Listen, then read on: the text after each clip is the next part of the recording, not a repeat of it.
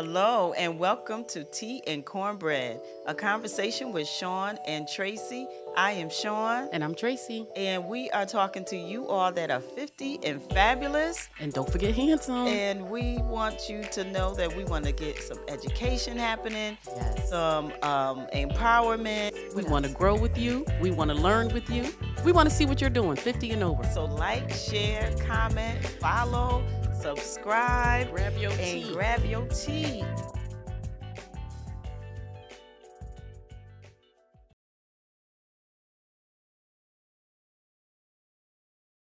Farm. So with us starting was number one, better food for me and my kids. And farming for me just started off as helping me with my PTSD, managing that from being in the military.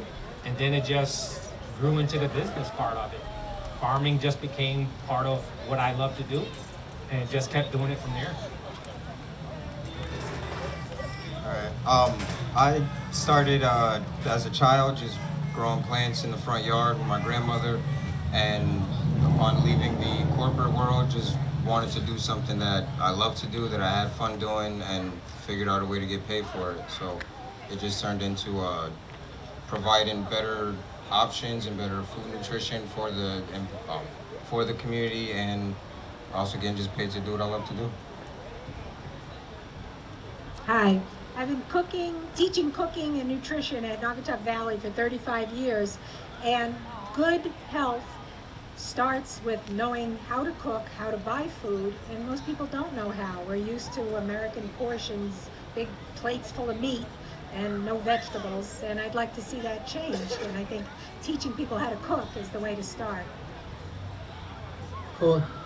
So I originally spent a lot of time in New York after leaving Jamaica and from New York, the Bronx, and so nothing was going on. I was looking for like some business opportunity or just to move. The expense was just crazy down there, and so came to Waterbury. I see a lot of blighted lot and didn't know back in like 2010, and so wanted to make a difference, and so we decided that this lot could transform into some urban farm, and so I started to investigate that, and then the neighborhood association and the different community members decided that we could use the lot to grow on, and then we started growing on the lot, and eventually we started to find out that youth were interested, and then we changed our organization into a non-profit and started bringing youth from ages 14 to 18 and pay them to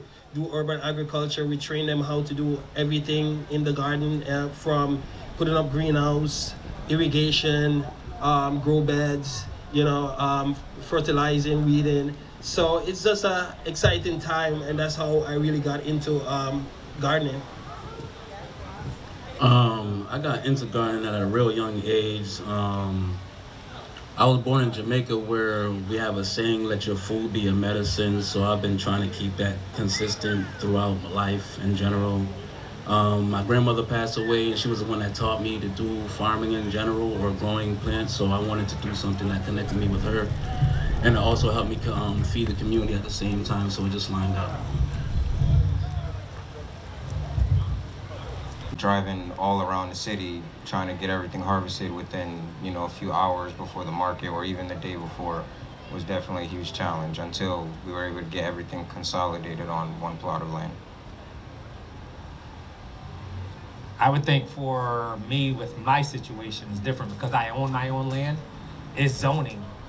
Getting the city involved in everything that we have to do in order to start the farm up.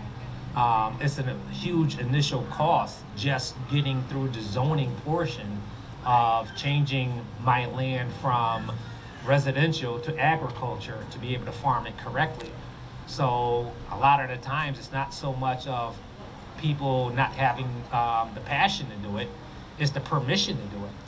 So the city gets heavily involved in what you do, down to the point of how are you handling your runoff, and if you got animals, how are you handling the manure, and how do you then their neighbors get to chime in on whether they want a farm in their community or not. So it's really, that's the biggest part of urban farming, is just dealing with the regulations and the zoning problems.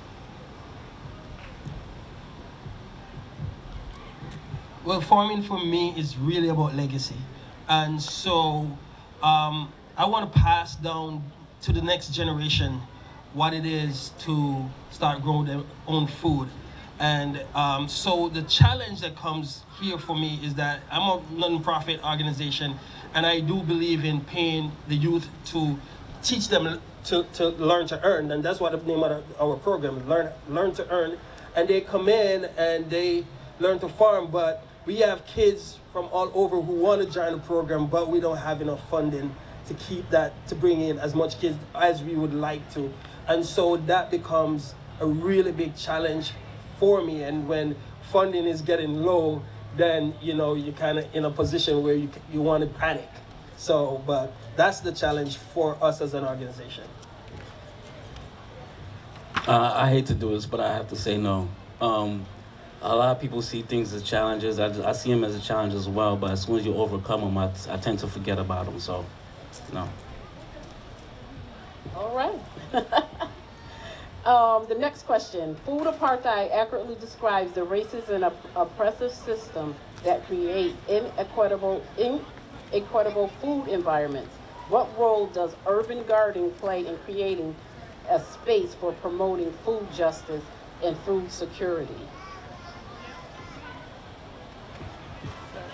Urban farming does a lot for that. In general, I could speak for an example. The whole community comes out and can get a nutritional factor that we all need in the community. A lot of people, we're lacking nutrition in the neighborhood, so if you're able to be the person where people can get the nutrition, which will change your whole mindset, which will change your own body as well, you're helping a lot. You're like the magician or the warlock of the neighborhood, helping everyone else out.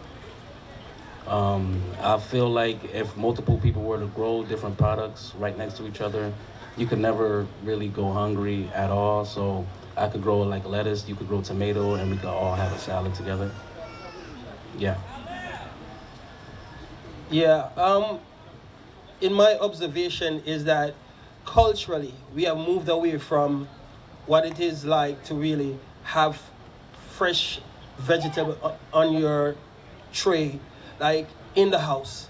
Like culturally, like we move away from that to a point where kids don't want to participate in eating vegetables. Like it's a no-no now for youth, and I feel like we need to rebuild that culture, because if we don't bring that excitement back around what it is to really eat fresh fruits and vegetables, we are going to just keep just straying away from the fundamentals. So, and that really has to start from like in the school, and that's why we start participating like local on your tray or farm to school, where farm to schools are engaging farmers to bring fresh fruits and vegetables back into the schools, and so that we could rebuild a culture around it.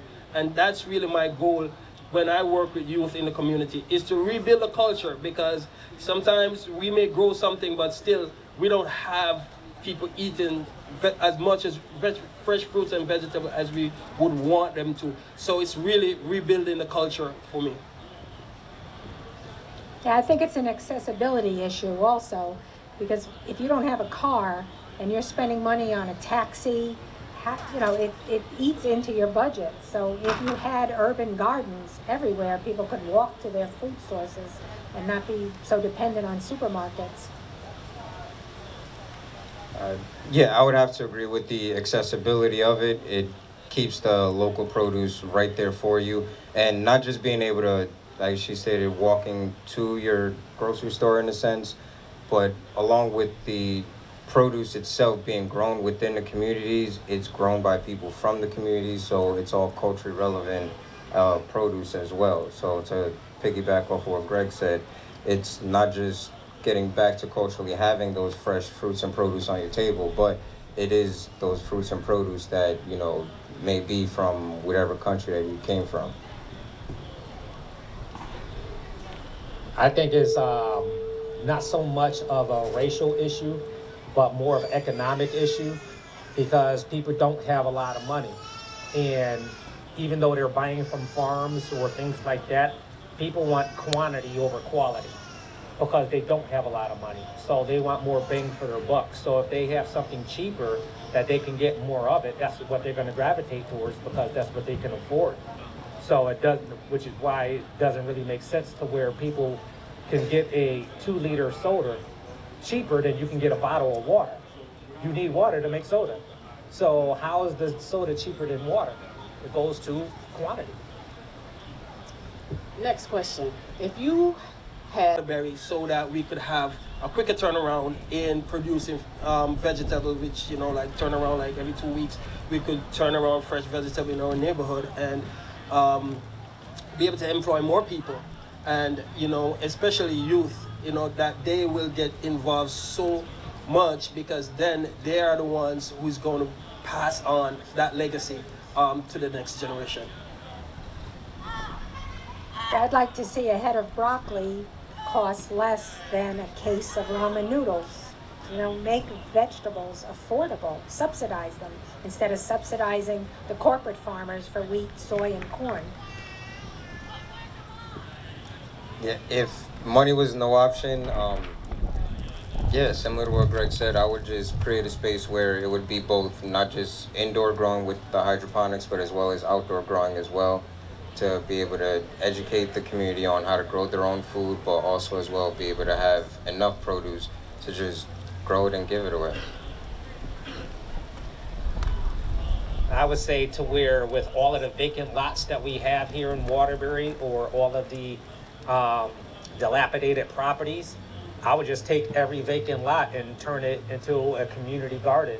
And every neighborhood would have basically their own supermarket that they can just pick from. So if you have all of these vacant lots going up and down North Main Street, you can grow more food than what Stop and Shop has.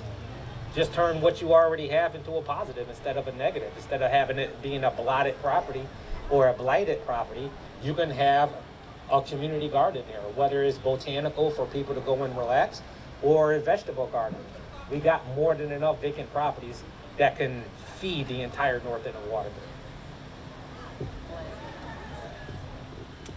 No, I feel the same exact way. I feel the same exact way as Hodges at the end of the day. I feel like a lot of abandoned houses could be turned into growing houses. I feel like a lot of abandoned lots can be turned into growing lots.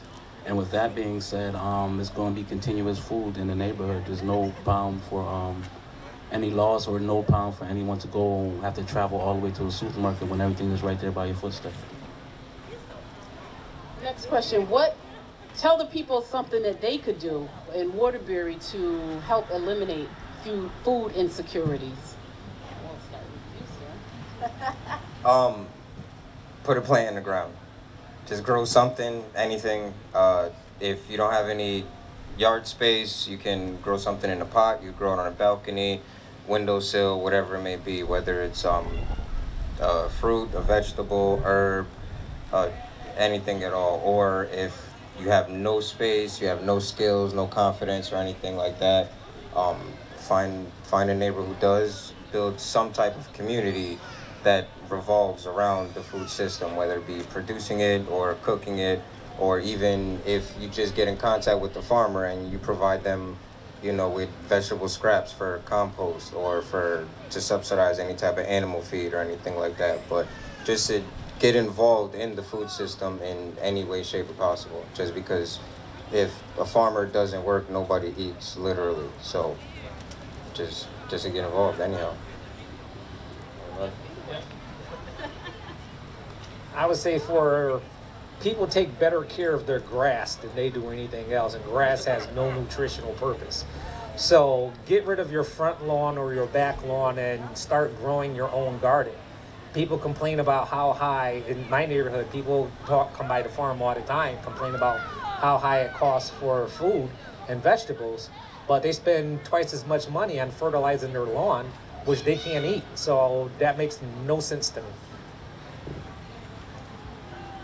And all that lawn fertilizer pollutes your local water systems as well. So Eat more carrots. Carrots are great for you and they don't cost a lot. It's learning the value of the food you're eating. You know, go back to basics. Yeah, I totally agree that you know, with Sean and Ajit that we need to get plugged in. You know, get your family involved, get your kids involved. You know, plan something. You know, start to build an excitement around fresh food and vegetable again. Let that become something excited, especially with the youth. Let that become something excited. The kids get excited about anything that is popular. So let's make eating fresh fruits and vegetables popular again so that they will be so involved. Well, they always say each one teach one, so I will just say slowly start getting educated about how to grow, volunteer at a farm. Most farms, they need help anyway. As you go there and volunteer, just ask to learn something, how to put a seed in the ground properly, how does it grow. You take that knowledge to your family, that person, family member may take it to someone else and let that continuously grow like that. Yeah. We appreciate you, each and every one of you, for educating myself and everybody that's out here. Anybody have any questions that we didn't cover? Okay.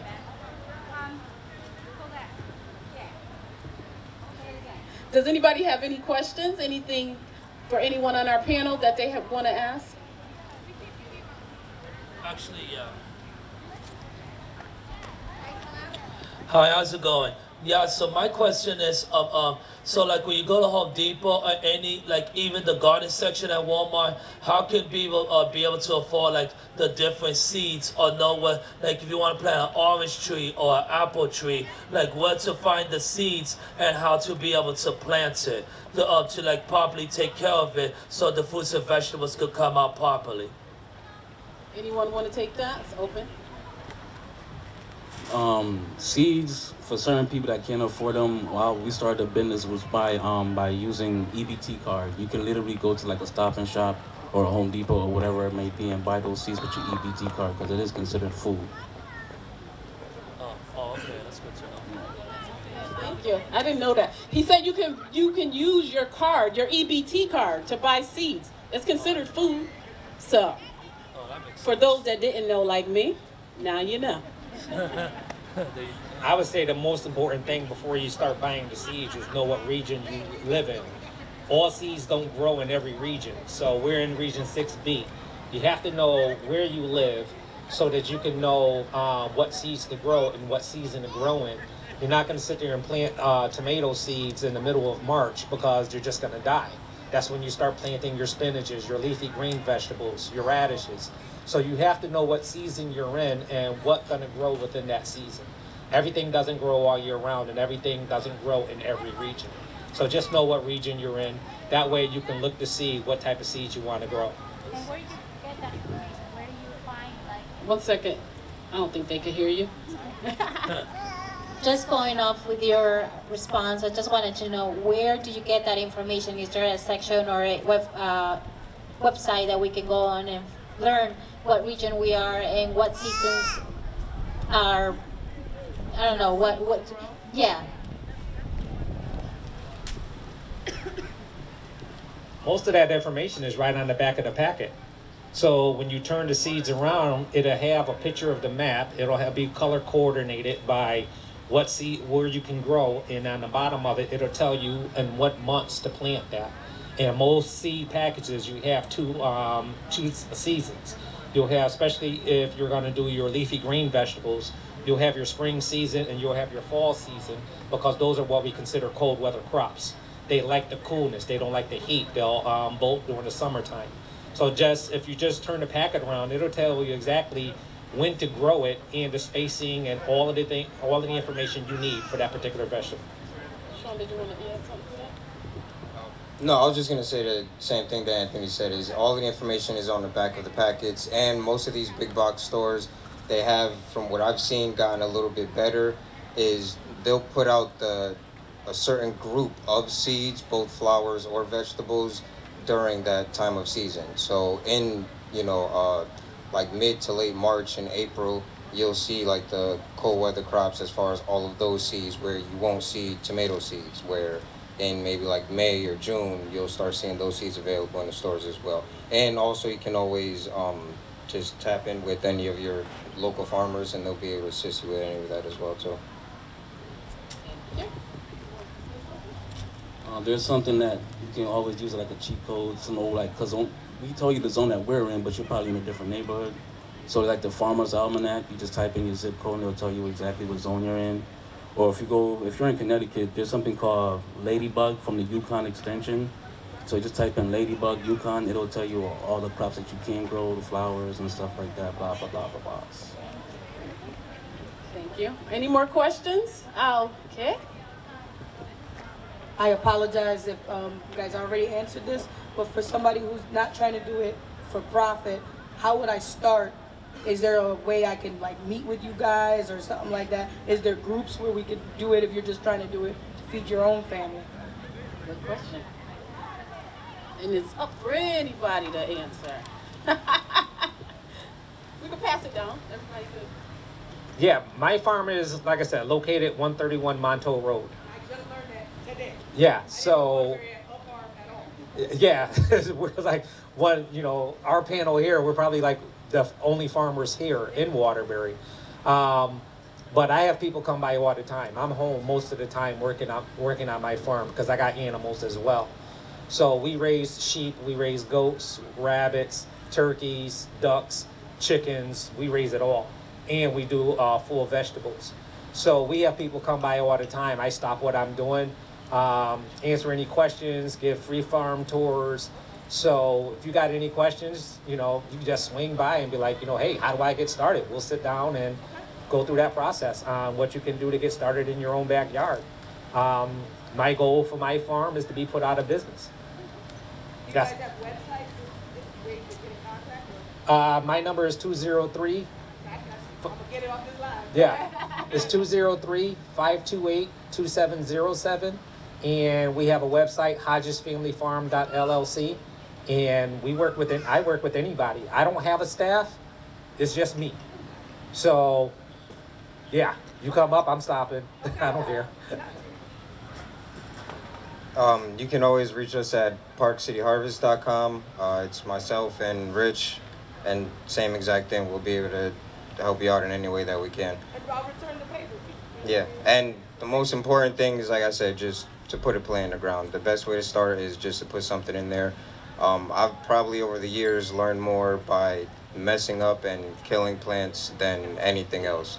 Just because, like Rich was saying, we're in Bridgeport, so our climate is completely different than even the climate out here. So I'll plant a set of vegetables out here at a different time than I would down in Bridgeport, and vice versa as far as even the care and taking care of them, the time of day that I water, fertilize, everything is different. So each location has its own microclimate, but for the most part, as long as your soil is good, the plant will do whatever it's supposed to do on its own.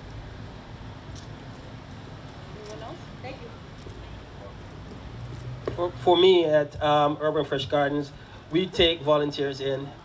We have a youth program like from 5 to 7, 2 hours. The kids come in every evening, you know, so they're coming in to learn how to build your own garden beds, how to build a greenhouse, how to set up your own irrigation, build a rabbit hutch. Okay, we're gonna put in rabbits just for fertilizing. We have our own like nursery, starting out the plants. Like where do you start? Like in your cooler season, in the spring, starting in the nursery, and then after taking stuff from the nursery and bringing it up. So we have like this whole system that we have, washing the vegetable, packaging them and stuff like that. So we really kind of try to teach them from start to finish process, and as much as we can put into what surround agriculture, we just keep researching and putting in new stuff, because there is so much you could do. There's a website called Garden Know-How. You can reach out to us on our social media, park.city.harvest.llc. We also have a book teaching people how to grow and how to cook the stuff that you grow. We also have a Patreon where you can go and learn how to farm on a budget. So Loyal to the Soil on Patreon, definitely. Thank you. Okay, I think I have time for one more question, and then we'll be wrapping it up. Well, actually, yes, and I believe this is the best question. So like if you know you have to go to school for almost everything you do, you need a degree for this, for that. So so if someone wants to become an actual farmer, you know, certified through the state of Connecticut, so we can work in Bridgeport, in New Haven, Hartford, anywhere. So how would we go about like taking farming classes to actually become an actual certified farmer, to where we could actually open our own farm in the future? So we could reach out to other places that may not have available resources, depending on your location.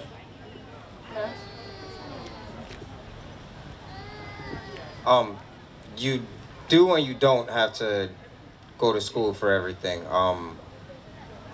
Anthony here and Greg here, as far as I know, they didn't go to school to become farmers. Anthony kind of just jumped into it and figured everything out on his own through YouTube. Rich and myself, we learned everything that we knew about farming and being farmers just from doing it as kids, from 7 years old till now. But what we did do is we actually went to Naugatuck Valley Community College, and we got our horticulture degree. So if anybody did want to look at any formal classes for any type of information or education or anything like that, that's the route that I would say to go, is to go, seek after a horticulture certification or a degree.